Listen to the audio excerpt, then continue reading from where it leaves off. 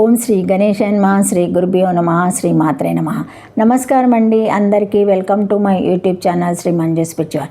మనం శ్రీ లలిత సహస్రనామ స్తోత్ర నామాలకు ప్రతిపదార్థాలు తెలుసుకుంటున్నాం కదా. శ్రీ మాత్రే నమః. కానీ అంతకంటే ముందుగా మొదటిసారి కనుక ఈ వీడియో చూసి ఉంటే మొదటిగా ఒక చిన్న లైక్ ఇవ్వండి ప్లీజ్. షేర్ చేయండి, నచ్చితే సబ్స్క్రైబ్ చేసుకోండి, కామెంట్ పెట్టండి. దయచేసి వీడియో ఎక్కడ కూడా స్కిప్ చేయకుండా చివరి వరకు చూసే ప్రయత్నం మాత్రం చేయండి ప్లీజ్. ఇంకా వీడియోలోకి వెళ్ళిపోదాము. శ్రీమాత్రే నమః. 764 నామము స్వర్గాపవర్గద, 6 అక్షరముల నామము. ఈ నామంతో అమ్మవారికి నమస్కరించేటప్పుడు స్వర్గాపవర్గదాయ నమః అని చెప్పాలి. స్వర్గ భోగమును, అపవర్గ మోక్షమును దా ప్రసాదించినది. మన చుట్టూ ఉండే వర్గము సువర్గమైతే మనము సువర్గములో ఉన్నట్లే. ఈ వర్గం కూడా కేవలము సామీప్యానికి సంబంధించిన విధంగా కాకుండా సంబంధాన్ని కలిగి ఉండాలి. వ్యక్తిగత కక్షలో ఇండివిజువల్ ప్లాన్లో జీవించే ఇద్దరు వ్యక్తులు ఒక చోట చేరితే వారిద్దరి మధ్య సామీప్యం మాత్రమే ఉంటుంది, కానీ సంబంధం ఉండదు. ఇది సువర్గము, ఎరుగని వారి స్థితి. సువర్గం అంటే గుంపులు గుంపులుగా మంచి విషయాలు, మంచి వస్తువులు, మంచి వ్యక్తులు కలిసి ఉండేలా చేయగలగడం అని కూడా అర్థము. మంచి వాళ్ళకి సద్వినియోగం తెలుస్తుంది, గొప్ప వాళ్ళకి సద్వినియోగము తెలియాలని లేదు. అందుకని సువర్గంలో మంచివాళ్ళు అని మాత్రమే వ్రాయటం జరిగింది. సువర్గంలో ఉన్నవారికి ధైర్యం తమ ప్రవర్తనలో ఉంటుంది అని తెలుస్తుంది. సువర్గం గురించి తెలియని వారు ధైర్యం బాహ్యమైన వాటి మీదే ఆధారపడి ఉంటుందని అనుకుంటారు. అమ్మవారు సువర్గం సూచించే స్వర్గాన్ని అంటే భోగాన్ని ఇస్తుంది. సువర్గంలో వర్గం పెరుగుతూ ఉండవచ్చు, అంటే అనుభవించే వాటి సంఖ్య, అనుభవించే వాళ్ళ సంఖ్య పెరుగుతూ ఉండవచ్చు. కానీ అపవర్గంలో అవసరమైన వాటిని వదులుకోగలగడం, పేర్చుకోకుండా ఉండగలగటం తెలుస్తుంది. అవసరమైన వాటిని వదులుకోలేకుండా నెత్తిమీద బరువులా మోసేవాడు అపవర్గానికి అంటే మోక్షానికి దూరంగానే ఉంటాడు. అమ్మవారు ఈ అపవర్గం సూచించే మోక్షాన్ని ఇస్తుంది. అందుకని అమ్మవారికి స్వర్గాపవర్గద అని నామము బిరుదుగా వచ్చింది.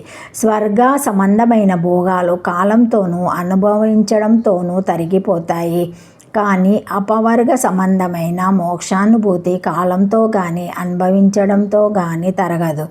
దేవతలు స్వర్గ సంబంధమైన భోగాలు ఇవ్వగలరేమో కానీ అపవర్గ సంబంధమైన మోక్షాన్ని ప్రసాదించలేరు.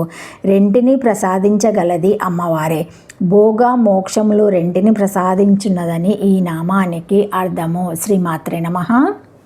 ఏనా దుఃఖేన సంభినం నా చ గ్రస్తమానంతరం అభిలాషోపనీతం యత్ సత్సుఖం స్వపదాస్పదం ఇతి శృతి ప్రసిద్ధ ఇష్ణు సుఖం వర్గద నిత్యం తు సుఖం అపవర్గ తదుభయం దత్తే.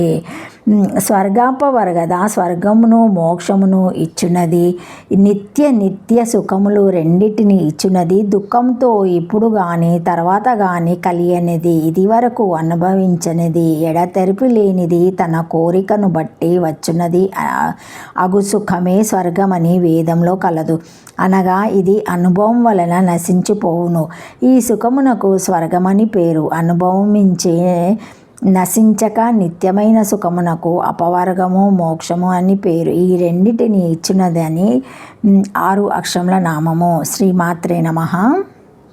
765 నామము శుద్ధ, 2 అక్షరముల నామం. ఈ నామంతో అమ్మవారికి నమస్కరించేటప్పుడు శుద్ధాయ నమః అని చెప్పాలి. శుద్ధ పరిశుద్ధురాలు. క్రిందింటి నామాలో సూచించినట్లుగా రాగద్వేషాదులు లేకుండా త్రిగుణాత్మకంగా సువర్గ అపవర్గాదులను అనుభవించే వారికి అమ్మవారు శుద్ధ స్వరూపంగా భాషించి సాక్షాత్కరిస్తుంది. కంటికి అంటిన దుమ్ము మాలిన్యము, కళ్ళజోలకు అంటిన దుమ్ము మలినము ఇవి మాత్రమే కాక మనసుకు పట్టిన దుమ్ము మలినము లేదా ఆవిద్య తుడిచివేస్తే గాని పరిశుద్ధ జ్ఞానము కలగదు. దీన్నే నిరంజన దృష్టి అంటారు.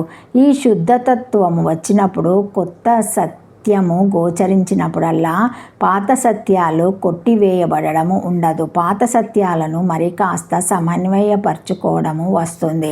మరింత బాగా అర్థం చేసుకోవడం వస్తుంది. సాధనలో వేదంలో నుంచి వేదంలోకి అడుగుపెట్టినప్పుడు వేదం అంతము కాకూడదు. అంతమైతే తరించడానికి బదులు సాధకుడు అంతరిస్తాడు. విశ్లేషణాత్మక దృష్టి ఉన్నంత వరకు ఈ శుద్ధత్వము రాదు. సంయోగాత్మకంగా దృష్టి ఉంటేనే వస్తుంది. 1 పరిశుద్ధురాలు, 2 శుద్ధత్వమును రూపంగా నొందున్నదని ఈ నామానికి అర్థము. శ్రీమాత్రే నమః. Thank you for watching my video. Thank you. శ్రీమాత్రే నమః.